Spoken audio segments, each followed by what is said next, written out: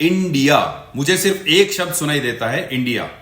विपक्षी दलों के गठबंधन का नाम इंडिया रखे जाने के बाद असम के सीएम हिमंत बिस्वा शर्मा ने अपने ट्विटर बायो से इंडिया शब्द हटाकर भारत कर लिया। उनका कहना है कि अंग्रेजों ने हमारे देश का नाम इंडिया रखा था। एनडीए के जवाब में विपक्षी दलों ने अपने गुट का नाम इंडिया तय किया है। उसका फुल फॉर्म है Indian national development inclusive alliance.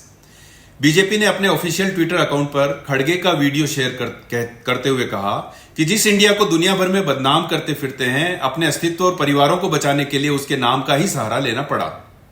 और तो और वो नाम भी सही से नहीं ले पाए। वीडियो में खड़गे को इंडिया का इंडिल बोलते सुना गया, INDIL। इंडिया पिछले कुछ वर्षों से अपना प्रोडक्ट सेवा बेचने के लिए, राजनीति चमकाने के लिए पसंदीदा शब्द और भावना बन गया है। आधा दर्जन टीवी चैनलों के नामों में इंडिया है, जो सत्ताधारी पार्टी को ही इंडिया मानते हैं। उसी तरह जैसे एक वक्त में India is Indira is India थोपा गया था। सत्ता की बात को आगे बढ़ाने के लिए इंडिया का सहारा लेते हैं, क्योंकि भावुक राष्ट्रवाद सत्ता पाने का टूल है, औजार है। किसी शब्द समूह के शब्दों के पहले अक्षरों से बना छोटा शब्द, जिसे अंग्रेजी में एक्रोनिम कहा जाता है, शब्दों की शॉर्ट फॉर्म या संक्षिप्त नाम सबसे ज्यादा देना अगर कोई पसंद करता है तो वो खुद पीएम मोदी हैं, जिन्हें गुजरात के समय से नमो कहा जाता है। डेमोक्रेसी, डेमोग्राफी, डिमांड, यानी कि 3D भारत की सबसे बड़ी ताकत है, ऐसा मोदी जी कह चुके हैं। 5T वो दे चुके हैं, talent, tradition, tourism, trade and technology. P2G2, pre people good governance. हाल ही में अमेरिका में AI का उन्होंने एक नया अर्थ बताया। AI आर्टिफिशियल इंटेलिजेंस है, लेकिन उन्होंने AI का अर्थ समझाया अमेरिका एंड इंडिया। इसी तरह एक शब्दांश उन्होंने पहले बताया था, inch two miles, India China towards a millennium exceptional synergy. भारतीय उद्योग परिसंघ को 5 इशू के बारे में उन्होंने बताया, intent, inclusive, investment, infrastructure and innovation. 5 issue. Indian chamber of commerce को 3P के बारे में उन्होंने बताया, पीपुल, प्लेनेट और प्रॉफिट। इस बीच राहुल, सोनिया, वाड्रा और प्रियंका के लिए RSVP शब्द इस्तेमाल किया गया। Speed, skill and scale 3S दिए गए। तो कुल मिलाकर कांग्रेस और अन्य दल मोदी की सीख का इस्तेमाल उन्हीं के खिलाफ कर रहे हैं।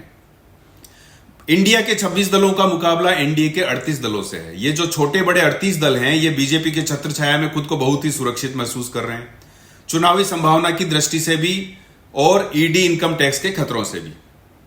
एनडीए की वॉशिंग मशीन में इनके दाग साफ हो गए और सफाई की चमकार से एकदम ये चिल होंगे। दूसरी तरफ इंडिया के लिए कांटों भरा सफर है।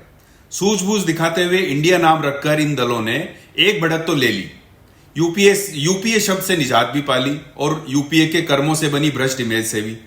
फिर मोदी हटाओ जैसी बात की जगह इंडिया आगे बढ़ाओ की बात जनता को पहुंचाने का आइडिया भी ठीक है।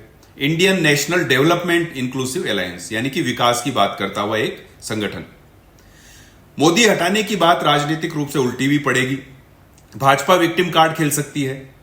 कांग्रेस मुक्त भारत का नारा कट्टर समर्थकों को उस वक्त ठीक लगा होगा, लेकिन आम आदमी लोकतांत्रिक भारत की कल्पना किसी दल विशेष से मुक्ति पाकर नहीं करना चाहता। राज्यों में टिकटों का बंटवारा, यूसीसी पर अलग राय जैसी चुनौतियां अभी इस इंडिया के सामने है। नरेंद्र मोदी के कद और अमित शाह के इलेक्शन मैनेजमेंट का काउंटर क्या ला पाएंगे, यह नामकरण से कहीं ज्यादा बड़ा सवाल है। बहरहाल इंडिया शब्द कानों में मिश्री सा घुलता है तब जब पोडियम पर भारत का खिलाड़ी मेडल को चूम रहा हो और तिरंगा आसमान छू रहा हो। स्टेडियम में लाखों लोग इंडिया का शब्द गुंजायमान कर रहे हो। चंद्रयान पर लिखा हो INDIA इंडिया। कारगिल पर जीत के बाद मुट्ठियां बांधे भारत के जवान तिरंगा लिए खड़े हो। भाजपा या कांग्रेस दोनों ही इंडिया शब्द का इस्तेमाल भारतवर्ष के प्रति सम्मान, संकल्प, समर्पण के लिए नहीं, राजनीतिक स्वार्थों के लिए करते हैं, देश जानता है।